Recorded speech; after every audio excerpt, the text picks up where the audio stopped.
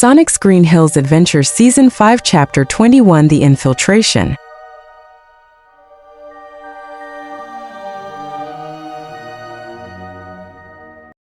Sonic's point of view. So what's your idea movie, Sonic? Chuck said seriously. Well, Chuck, since you're a double agent, do you happen to know where Sad AM Robot Nick keeps the blueprints of the roboticizer? I asked hopefully. I'm afraid I don't. Why do you ask? Chuck asked suspiciously. Oh well, I'll just have to wing it. And I am not leaving this world without curing Longclaw. I replied with determination. Chuck's face paled, and he stepped forward, placing a heavy hand on my shoulder. Sonic, hold on. Just winging it. That's not a plan. That's a suicide mission. Have you already forgotten what happened back then? I felt a phantom itch around my neck, a cold shiver running down my spine.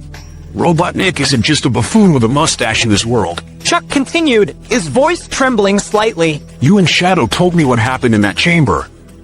That shock collar, it nearly ended everything and actually was pronounced dead for several minutes.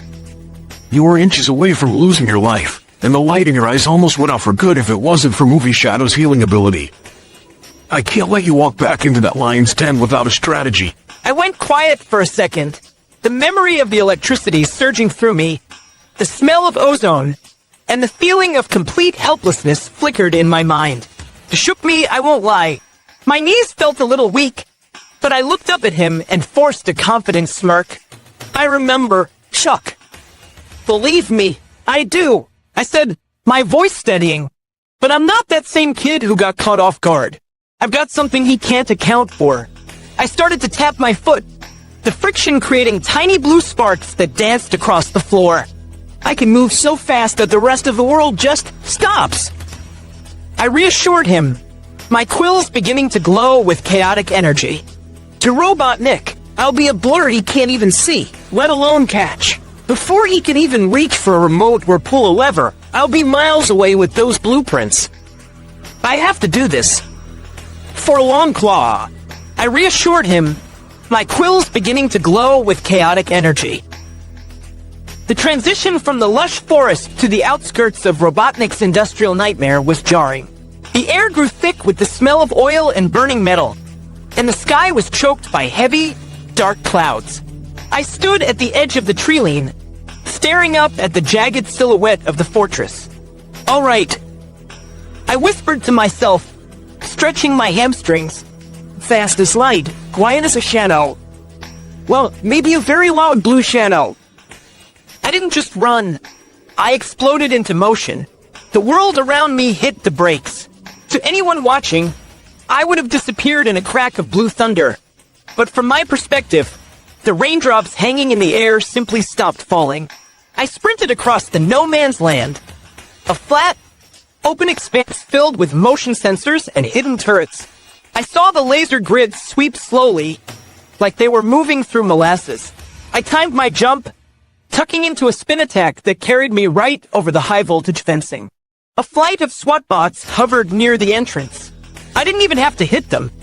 I just ran past so fast that the vacuum of my wake sent them spinning into each other like clumsy toys. I spotted a massive intake fan. At normal speed, it was a blur of steel blades, but to me, it was spinning slow enough that I could see the gaps between the fins. I dove through the opening, landing silently on the internal catwalks. I was inside. The internal map of the fortress hummed with the sound of heavy machinery. Somewhere in the heart of this cold metal maze were the blueprints for the roboticizer and the key to saving Longclaw. I dropped down from the ventilation duct, landing on the cold, grated floor of a long corridor. The air was frigid and hummed with the mechanical heartbeat of the base. I took a step forward, and suddenly, the hallway lit up like a neon nightmare. Red beams of concentrated light crisscrossed the hallway, moving in a complex, rhythmic pattern. These weren't just for show. One touch would trigger an alarm that would bring every SWAT bot in the sector down on my head. Okay, Robot Nick, I muttered, my eyes darting between the shifting beams.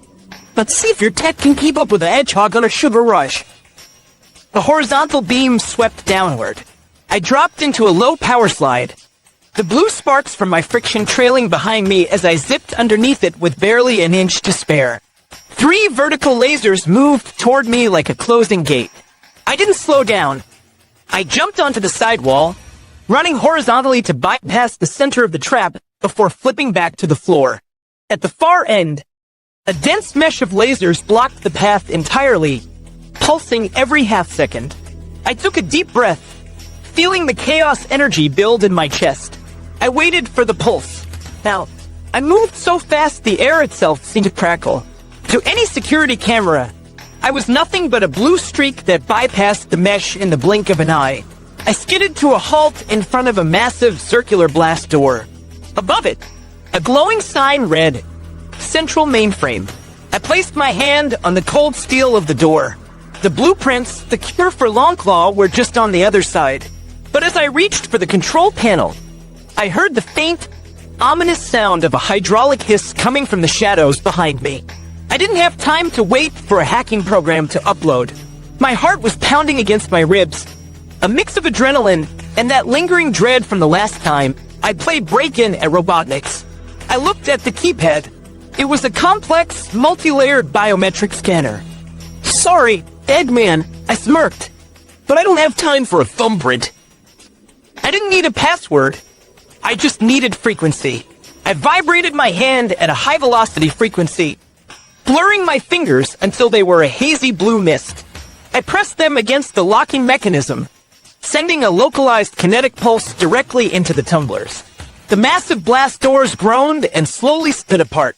I slipped through the gap before they were even halfway open. The room inside wasn't a digital server farm. It was a cold, sterile archive. Rows of metal cabinets lined the walls, filled with hard copies of Robotnik's twisted genius. He was paranoid. He knew anything on a network could be hacked by a rebel, but a physical paper sat exactly where he put it. I sped through the aisles, my eyes scanning the labels at 1,000 words per second. Badnik schematics, chemical warfare, genetic mapping. Come on, come on. Where is it? I muttered. Then I saw it. A large, heavy-duty drawer labeled Project R, Reversion and Conversion. I yanked it open. There, tucked inside a protective sleeve, were the original hand-inked physical blueprints of the Roboticizer. The parchment was thick, covered in complex diagrams, gears, neural links, and the horrific process of turning flesh into chrome. But more importantly, scribbled in the margins were the reversal notes, the deroboticization sequences. Yes. Gotcha. I whispered, clutching the heavy folder to my chest. Hang on, Longclaw. I'm coming back for you. But as I turned to leave, the room went pitch black. The only light came from the faint blue glow of my own quills. The silence of the archive was shattered by a sound that made the quills on my back stand straight up. The heavy, rhythmic thud clank of pressurized pistons. It wasn't the tinny sound of a SWAT bot. This was something heavier, denser, and much more dangerous. From the darkness of the main archway, 2 glowing crimson orbs ignited. A massive, specialized badnik stepped into the faint blue light of my glow. It was built like a tank, but shaped like a predatory insect, with 4 hydraulic limbs tipped with serrated pincers. Its chassis was coated in a matte black, non-reflective material designed to absorb kinetic impact. Target identified. A cold, synthesized voice droned. Blueprint recovery protocol initiated. Lethal force authorized. Before I could even blink, the bot lunged. It was surprisingly fast for its size. I rolled to the left, the heavy folder tucked under my arm, as a pincer smashed into the metal cabinet where the blueprints had been a second ago. The steel crumpled like a soda can. I jumped onto the wall, intending to use the momentum for a spin attack. But the bot's head tracked me with terrifying precision. A small hatch on its shoulder popped open, and a series of microtether cables shot out, aiming for my legs. Whoa! I yelled, midair. I tucked my knees and performed a double jump, the cables whistling past my sneakers. Robotnik really stepped up his security budget. I landed on top of a filing cabinet, breathing hard. I couldn't just run past this thing. The exit was narrow, and it was positioned perfectly to catch me if I tried to squeeze by. I had to disable it without damaging the blueprints in my hand. Okay, big guy, I said, the blue electricity beginning to arc wildly around my body. Let's see how you handle a little static interference. I gripped the blueprint folder tight against my chest. Time to see what's under the hood. I smirked. I closed my eyes for a fraction of a second, tapping into that deep well of energy that makes the rest of the universe look like it's stuck in wet cement. When I opened them, the blue glow didn't just flicker. It surged. The blue blur's precision. Everything froze. The reclaimer was caught mid-lunge. Serrated pincer just inches from my face. A shower of sparks from its last impact hanging like glowing dust in the air. To the bot, I was gone. To me, I had all the time in the world. I blurred toward its front legs. I didn't just hit them. I reached into the joint assemblies and yanked the pressure seals. In real time, it would look like the legs just gave out. But here, I watched the hydraulic fluid spray out in slow-motion golden droplets. The sensors. I zipped up its back, avoiding the jagged plating. I gave the eye sensors a firm, high-speed double tap, shattering the lenses and pulling the wiring out like I was unraveling a sweater. I circled to its underbelly with a series of rapid-fire kicks, each one packing the force of a sonic boom. I dented the armor plating until the power core was exposed. I didn't break it. I didn't want an explosion to singe the blueprints, but I disconnected the primary lead. I skidded back to my starting position, tucked the blueprints securely under my arm, and exhaled. And play. In a single instant, the world caught up. The reclaimer didn't even have time to finish its sentence. Its legs buckled with a loud hiss.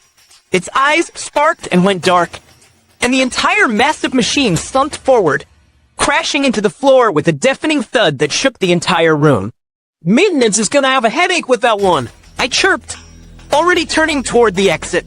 I was out of the room and back in the laser hallway before the dust had even settled. I had the cure in my hands, but the alarm sirens were finally starting to wail.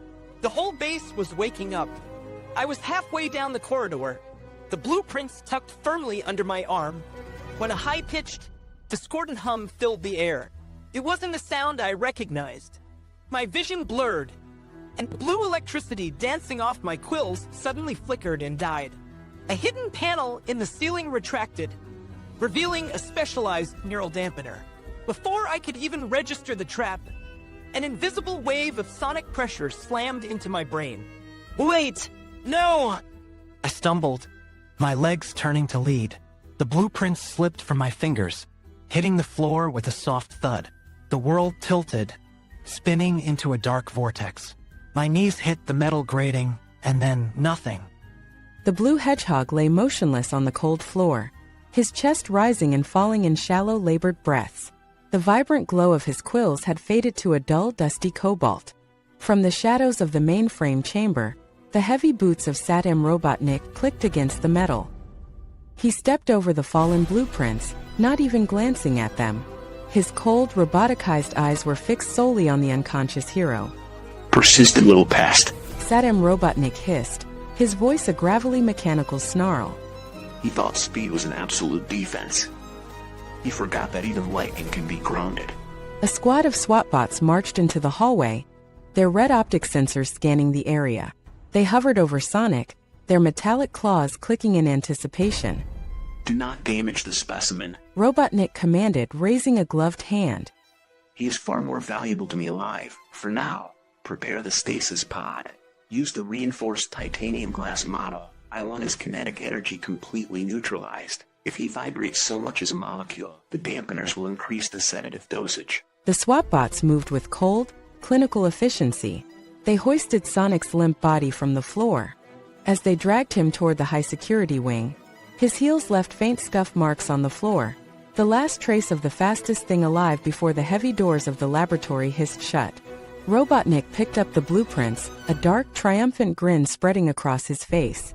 Let him dream of his long claw while he can. When he wakes, he will find that his world has finally stopped turning. The SWAT bots' optics flashed rhythmically as they transmitted a high-priority alert to the command center. Intruder containment complete. Biological anomaly detected in stasis pod 0 to 1. Lord Robotnik, your presence is required. Robotnik marched into the stasis chamber, his cape billowing behind him. He stopped dead in his tracks, his eyes widening behind his dark pince-nez glasses. The stasis pod wasn't filled with air. To neutralize Sonic's friction, it had been flooded with a heavy, nutrient-rich liquid sedative. But the hedgehog inside wasn't the one Robotnik had captured. From the waist down, the blue fur had vanished, replaced by a long, powerful tail covered in shimmering iridescent scales that caught the dim light of the lab. Fascinating. Robotnik whispered, leaning in until his nose almost touched the glass. A biological defense mechanism? Or a hidden lineage?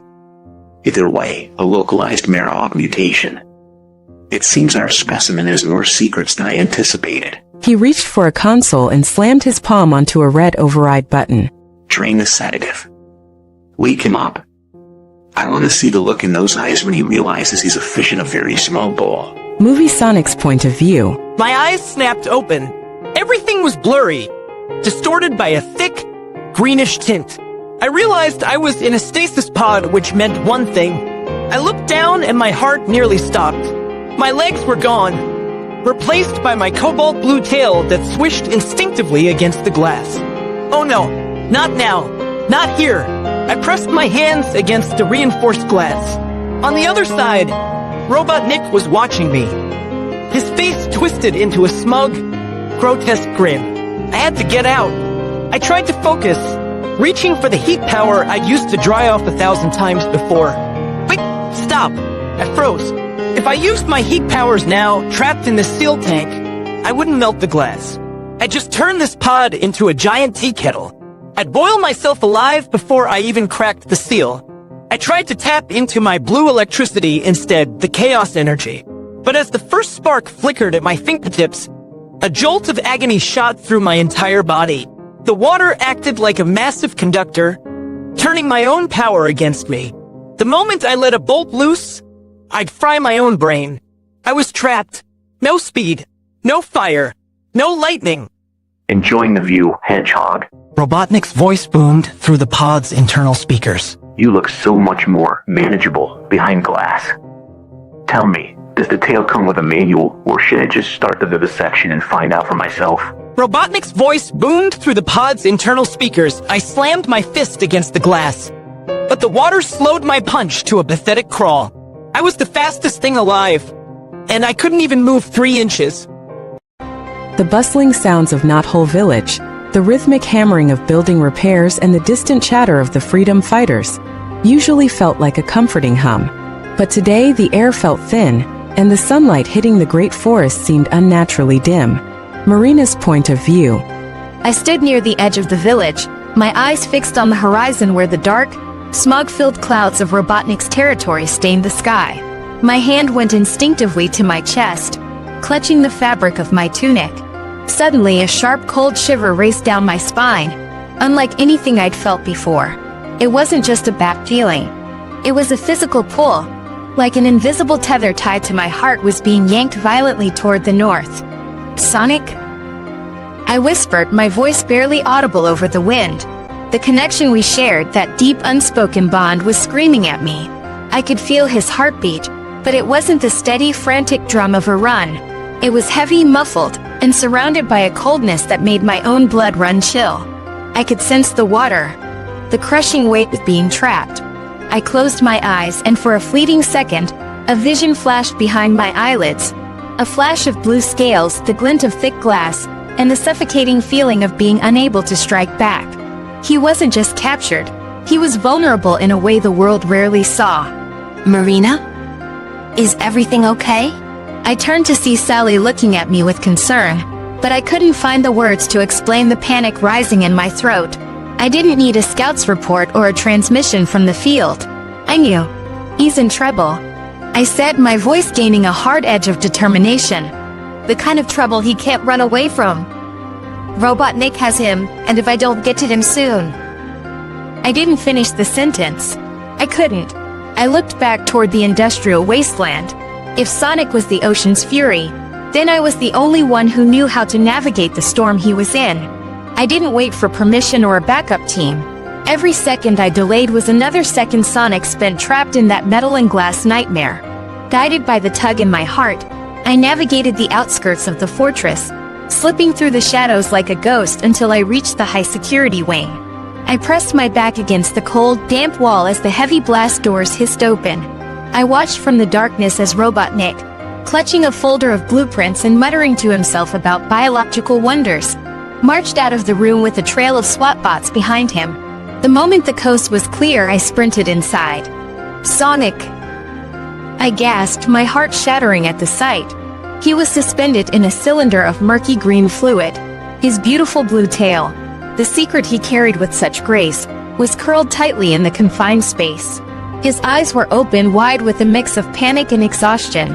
When he saw me, he pressed his palms against the glass, a muffled, bubbly sound escaping his lips. I've got you, I whispered, rushing to the massive control console overlooking the pod. The interface was daunting. Flickering red monitors filled with complex pressure data and sedative levels. Anyone else would have been lost, but I closed my eyes for a split second, calling on everything I'd learned in that tech class back home. I remembered the logic of the circuitry, the way these industrial systems routed their power. Focus, Marina. It's just a sequence. The dampener. I bypassed the neural dampener first. If I drained the tank while the dampener was active, the shock to his system could be fatal. I rerouted the power flow to the auxiliary lights, causing the room to brighten as the dampener's hum died out. My fingers flew across the holographic keypad. Override code, Alpha 6904. I slammed my hand onto the purge command. Come on. Open up. I gritted my teeth as a progress bar crawled across the screen. The floor beneath the pod began to vibrate. With a loud wet gush, the green liquid began to recede into the floor vents. I could see Sonic gasping as the air returned to the chamber, his tail splashing against the shrinking pool of water. Almost there, Sonic! I shouted over the roar of the machinery. I grabbed a nearby maintenance tool, ready to pry the glass open the second the pressure equalized. The last of the green sedative hissed down the drains, leaving Sonic slumped at the bottom of the pod. The glass hissed upward and I stumbled back, my heart racing. I wanted more than anything to reach out, to pull him into my arms and tell him he was safe, but I stopped myself just in time. Sonic, don't move. I cried out, my hands hovering in the air. I'm still dry if I touch you while you're like that. I'll transform too, and then we're both sitting ducks. Movie Sonic's point of view. I coughed, shivering as the cold air hit my wet scales. My tail felt like 1,000 pounds of lead. I looked up at Marina, my eyes filled with gratitude, but I knew she was right. If we both ended up as merfolk on a dry metal floor, Robot Nick wouldn't even need Badniks to catch us. He'd just need a net to do it. I have to dry off. I wheezed, my voice raspy from the sedative. Give me a minute. I closed my eyes and focused. I began to hum, tapping into the heat power I'd used so many times after a swim. A faint golden-orange glow began to radiate from my torso, spreading down toward the iridescent blue scales of my tail. As the heat rose, a thick white mist began to billow off my lower half. It looked like I was standing in a sauna. It wasn't instant. To do this safely without burning my skin or frying my internal circuits, I had to move the heat in waves. I could feel the scales slowly softening, the magic of the transformation beginning to recede as the moisture evaporated. How long? Marina asked, her voice tight with anxiety as she kept her eyes glued to the security monitors. 60 seconds. I gritted out, the steam now so thick I could barely see my own fins. Maybe 90. It's a lot of surface area, Marina. Every second felt like an hour. On the monitor, I saw a red light flashing. A squad of SWAT bots was moving through the outer corridor, and the heavy thud of Robotnik's boots was getting closer. He's coming back. Marina whispered, grabbing a discarded metal rod to use as a staff. Sonic, hurry. I squeezed my eyes shut, pushing the heat to the absolute limit. My tail flickered. the blue scales shimmering violently as they fought to turn back into fur. The last of the steam swirled away into the vents as the golden glow faded. With a final, shimmering flicker, the blue scales vanished, and my sneakers hit the metal floor with a solid thud. My legs were back, shaky, but back. I'm dry. I exhaled, shaking out my quills. Marina didn't waste a heartbeat. She grabbed my hand, her grip firm and reassuring now that the danger of a dual transformation had passed. We don't have time to celebrate. Robotnik took the blueprints for the roboticizer when he left the room. He was heading toward the secondary lab. We sprinted out of the stasis chamber, staying low as the alarm klaxons continued their rhythmic, soul-crushing blare. If he has the original physical copies, he's likely trying to scan them into his private encrypted server. Marina whispered as we rounded a corner, narrowly avoiding a security camera's sweep. Once they're digital, he can delete the physical evidence and lock the files behind a firewall even I can't break in time. Then we don't let him get to the scanner. I said, my speed starting to return as the last of the sedative cleared my system. We reached a junction with two massive corridors. One led to the hangar, the other toward a reinforced room glowing with a sinister red light. On the floor near the red-lit door, I spotted a single crumpled page that must have fallen from the folder. It was a diagram of a mechanical wing. Longclaw. Marina pointed to the control panel next to the heavy door. If I can jam the internal locks from the outside, he'll be trapped in there with the papers. You can use your speed to phase through or find a vent before he realizes he's a prisoner in his own lab. Let's move, I muttered, my quills sparking with blue electricity once more. I'm not leaving without those papers. I'm bringing her back, Marina, no matter what. Together, we moved toward the door, the weight of the mission and the hope for Longclaw resting entirely on what happened in the next few minutes. Marina's fingers danced across the external terminal, her face illuminated by the scrolling green code. I've got the bypass. On 3, I'm locking the manual overrides. He'll be stuck inside with no way to call for reinforcements. Do it, I whispered, crouched in a runner's starting position. 1, 2, 3. The heavy blast doors hissed open just enough for me to slip through before Marina slammed the digital lock. Inside, the lab was filled with the hum of a high-resolution scanner. Sodom Robotnik was hunched over a glowing glass plate, carefully smoothing out the ancient blueprints with his metallic hand. Just a few more seconds. Robotnik muttered to himself, his back to me. Once these are digitized, the great oak and metal will be nothing more than scrap metal. Sorry, Doc, I said, my voice echoing in the sterile room. The library is closed for the day. Robotnik spun around so fast his cape nearly hit the scanner. His eyes widened behind his goggles, seeing me standing there fully dry, fully powered, and very, very annoyed. You! He bellowed, his face turning a dark shade of crimson. How? The sedative levels were enough to put a megalodon to sleep. And your condition. Let's just say I had a little help from a friend.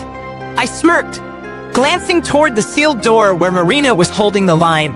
Now, are you going to hand over those blueprints nicely? Or do I have to take them at Mach 2? Robotnik's hand hovered over a large red button on his desk. You think a locked door and a bit of speed makes you the victor? You're in my house, Hedgehog, and I haven't shown you the self-destruct feature for the archives yet. I saw his finger twitch. He wasn't going to give them up. He was going to destroy the only hope for Longclaw's cure just to spite me. Robotnik's finger trembled over the incinerate button. He was a cornered animal, and he was more than willing to burn the blueprints and the lab to the ground just to see me fail. Don't do it, Eggman. I warned, my muscles tensed. You'll lose your precious research along with me. A small price to pay to rid this world of your pestilence. He snarled. Suddenly, the overhead speakers crackled to life, drowning out the hum of the scanner. Marina's voice came through, but it wasn't her usual calm tone. She sounded like a high-ranking tactical officer, her voice distorted by a static filter she must have hacked into the system. All units, Sector 4 has been breached. Marina's voice boomed through the lab. The Freedom Fighter Vanguard has reached the main reactor core. Thermal overload is imminent. Evacuate all high-level personnel to the hangar immediately. Repeat, the core is going critical. To sell the act, she triggered the emergency pressure release valves in the hallway outside. A deafening hiss of steam rattled the lab walls, followed by a series of programmed explosions she'd set off in the nearby trash compactors. Robotnik froze. His face went from angry red to a sickly pale white. The reactor. But that's impossible. My defenses. Sounds like your house is falling down, Doc. I said, seizing the moment of his distraction. You really want to stay here and go up in smoke for a few pieces of paper? Robotnik looked at the blueprints, then at the door, then back at the incinerate button. The sound of more explosions, which I knew were just Marina being a genius with the sound system, rocked the floor. Curse you. Curse all of you. Robotnik screamed. He didn't hit the incinerate button, he hit the eject archive command, which sent the physical blueprints sliding into a protective metal canister meant for emergency transport. He grabbed his private data drive, ignored the canister, and sprinted for his private emergency exit behind the desk. This isn't over, Hedgehog. If the base is lost, I'll rebuild it on your ashes. The secret door slammed shut behind him. I didn't waste a second. I lunged across the room and snatched the metal canister before it could be pulled into the automated transport tubes. I held it to my chest like it was made of solid gold. Marina, I've got them. I shouted toward the intercom. The core is clear. Let's get out of here before he realizes the only thing exploding is his ego. The chaos Marina created was the perfect smokescreen. We didn't wait for the dust to settle. With the metal canister tucked under one arm and Marina's hand gripped tightly in my other, we bolted through the sliding doors and into the smog-filled corridors. Every time a squad of SWAT bots rounded a corner, they weren't looking for frantically heading toward the breached reactor. We were just two blurs passing them in the opposite direction. We reached the high-level catwalks overlooking the forest. I didn't bother with the stairs. I scooped Marina up, tucked the blueprints into my quills, and jumped. We hit the soft moss of the forest floor just as the distant sounds of Marina's decoy explosions finally faded. The oppressive metal walls of the fortress were replaced by the ancient, towering trees of the great forest. We ran until the air tasted sweet again, far enough that the dark smoke of the industrial zone was just a smudge on the horizon. Finally, near a hidden creek, I skidded to a halt. A moment of relief. I set the canister down on a flat stone. My heart was still racing, but for the first time in hours, it wasn't from fear or adrenaline. It was from pure, unadulterated relief. Marina stood panting, her hair a bit messy and her face smudged with a bit of oil from the console. But to me, she looked like a hero. We looked at each other, the weight of what we just pulled off finally sinking in. We had the blueprints. We had the cure for Longclaw. We did it. She whispered, a radiant smile breaking through the exhaustion. No, Marina. I corrected, stepping closer. You did it. I was just the guy in the fish tank. You were the one who played Robotnik like a fiddle. In the quiet of the woods, away from the clanking of robots and the hum of stasis pods, I leaned in. Marina met me halfway, and we shared a kiss that felt like the first breath of fresh air after being underwater for a lifetime. It was a victory lap for the hearty reminder of why we were fighting so hard to save this world. I pulled back, grinning ear to ear, and picked up the canister. Come on. Rotor is probably driving himself crazy waiting for us. Let's go give him something to work with. We soon arrived at Knothole's hidden workshop. Rotor was hunched over a desk, surrounded by spare parts and blueprints, his eyes widening as we slammed the canister down in front of him. Rotor's workshop was a cluttered sanctuary of gears, copper wiring, and the smell of ozone. He didn't even look up as we burst in. His goggles perched precariously on his forehead. Sonic, Marina, I was just about to send a search party. His voice died in his throat as I slammed the heavy metal canister onto his workbench, clearing a space between a half-disassembled toaster and a portable radar unit. Tell me that's not what I think it is. Rotor whispered, his hands trembling as he reached for the latch. The genuine article, Rotor.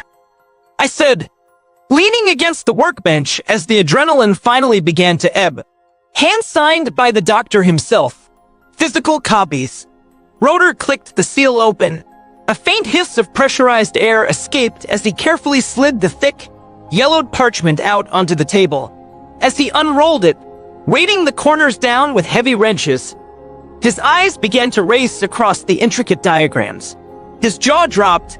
He pushed his goggles down over his eyes, the magnifying lenses clicking into place. Great Mobius! Look at the neural linkage mapping here. I've been trying to reverse engineer this from scraps for years, but this shows the exact frequency the roboticizer uses to overwrite organic DNA. He pointed a finger at a set of scribbled notations in the Margin Robotnik's own handwriting. Wait, look at this.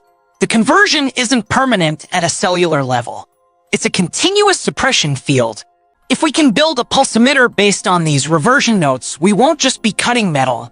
We'll be restoring the life underneath it. Rotor looked up at us, tears of pure scientific joy welling in his eyes. Sonic, this is it. It's not just a theory anymore. With these schematics, I can build a portable deroboticizer. We can bring Longclaw back. We can bring everyone back. Marina squeezed my hand, her eyes shining. I looked at the diagram of the mechanical owl wing on the table and felt a lump form in my throat. For the first time since I arrived in this world, the hope of seeing my mother figure's real eyes, not those cold, red sensors, felt like a reality. How long? Rotor? I asked, my voice barely a whisper. Rotor wiped his eyes and grabbed a soldering iron.